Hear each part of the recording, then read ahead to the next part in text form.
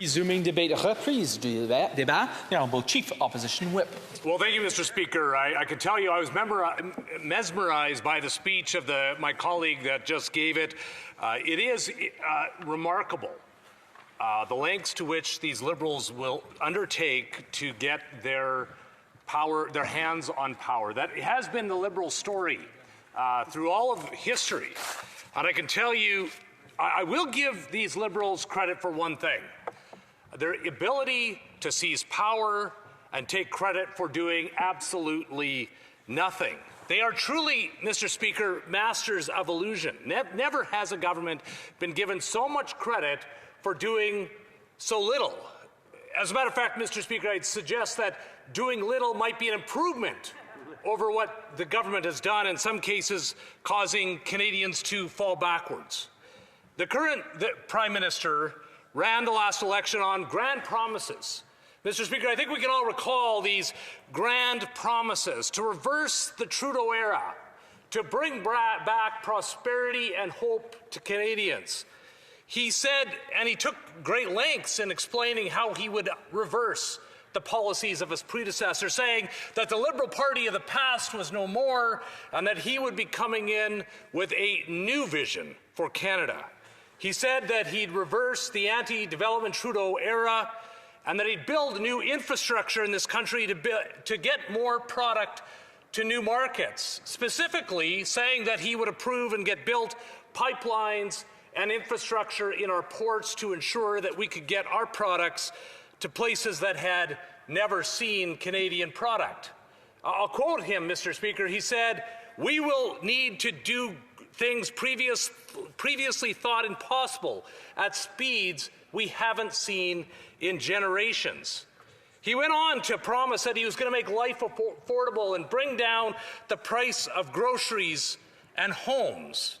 He said, "Judge me by the price at on grocery store shelves." He said that he would get a deal done with Trump. He said specifically that he would negotiate a win on trade by July 21st.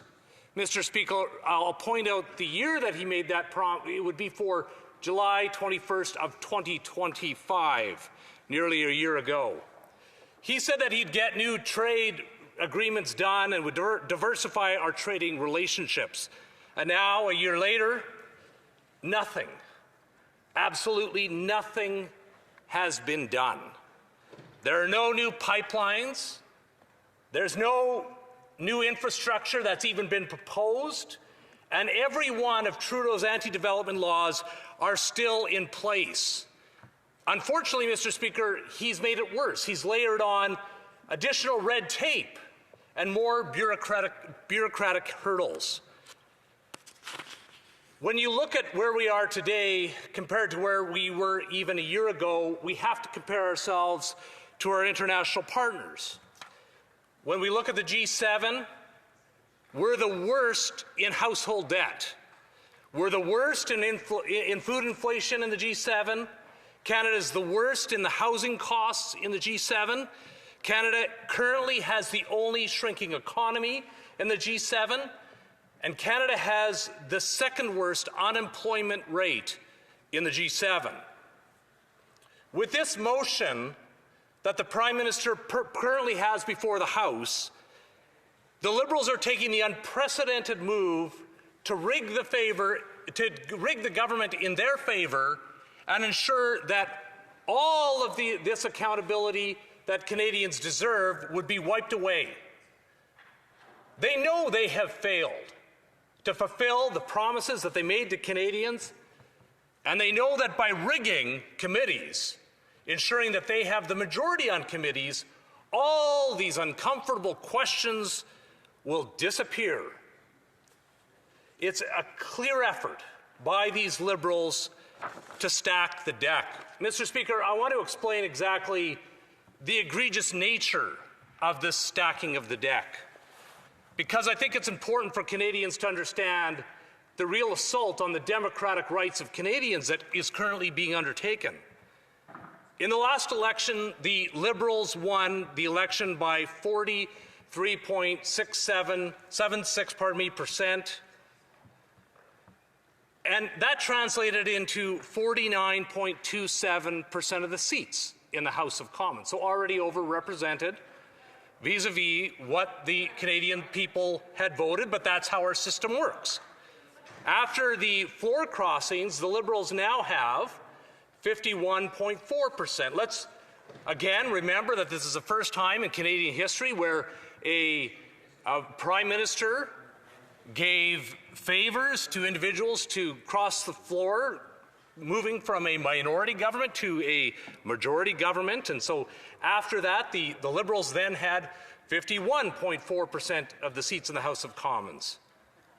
But Motion 9 will give the Liberals 58% of the seats on committees. Now, Canadians have been told that committees is where the real work of the House of Commons happens.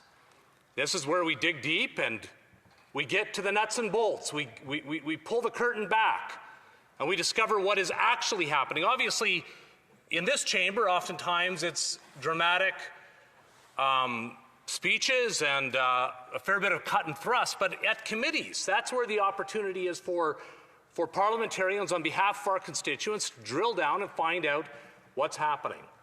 But here we have, through this unprecedented measure that the Liberals are now undertaking, moving from having won just under 44% of the popular vote to getting 58% of the seats on committees where the real work of Parliament happens. Shame.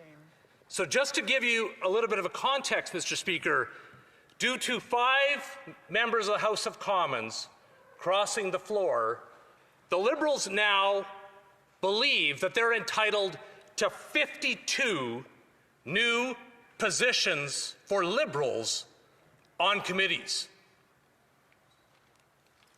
That's correct, Mr. Speaker.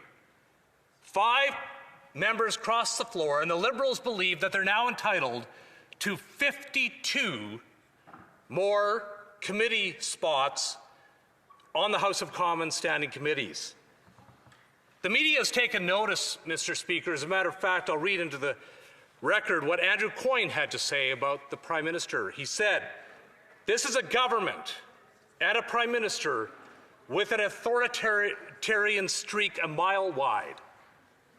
Mr. Speaker, Althea Raj, who was also quoted on CBC, said, "This Prime Minister definitely has an authoritarian streak." Even the media on CBC is responding in complete disgust and disbelief that the Prime Minister would undertake this. At a time when Canadians desperately need more accountability in this House of Commons, the Liberals are removing that accountability through this motion. When we look back at previous scandals of Justin Trudeau, we see the WE scandal, entirely exposed because of the work of the committees. The SNC-Lavalin affair, the scandal that demonstrated just how much the then Prime Minister Justin Trudeau was trying to manipulate a court process, completely exposed because of the work of a standing committee. The Green Slush Fund scandal, completely exposed because of the work of a standing committee. The Arrive scam scandal, exposed because of the work that was done at committee. And this is what the Liberals currently want to stop, because before our committees right now, we have the Liberals who won't let witnesses stay at committee when it comes to witnesses like Margaret McQuaid Johnson, who has been the whistleblower on some of the types of work conditions that are being undertaken by the Chinese manufacturers for Chinese EVs that this government wants to import to Canada. We have the Ethics Committee that's currently being filibustered by the Liberals to make sure that issues that are before that committee will never see the light of day. We're seeing the Liberals filibustering currently at Fisheries and Oceans to ensure that those scandals never see the light of day. We're currently witnessing a filibuster at the Health Committee where Liberals will not allow the scandal of the prescribed IT come to the light of day at transport. The Liberals are filibustering a block motion that has been supported by the Conservative so that the Liberals will be forced to produce documentation. The Human Resources Committee is being filibustered by the Liberals currently to ensure that it doesn't. They're doing it all to ensure that they can pass this motion to ensure that these scandals never see the light of day. We will continue to oppose and fight this. Questions and comments. Question et commentaire. The Honourable Parliamentary Secretary, the Government House Leader. Well, Mr. Speaker, if we're debating the history and the past scandals today, I'd love to share the dozens and dozens and dozens. I have a book of 100+ scandals from Stephen Harper when his current leader was involved, Mr. Speaker. And if he wants to get a copy, come on over and I'll show him some of the quotes, including contempt of Parliament. Mr. Speaker, the question is, you know, at the end of the day, a party has a majority of the seats on the floor of the House of Commons. And that means, according to the rules, according to our heritage, parliamentary heritage, not only in Canada, but in the Commonwealth, that be extended to the standing committees. That's what we are doing.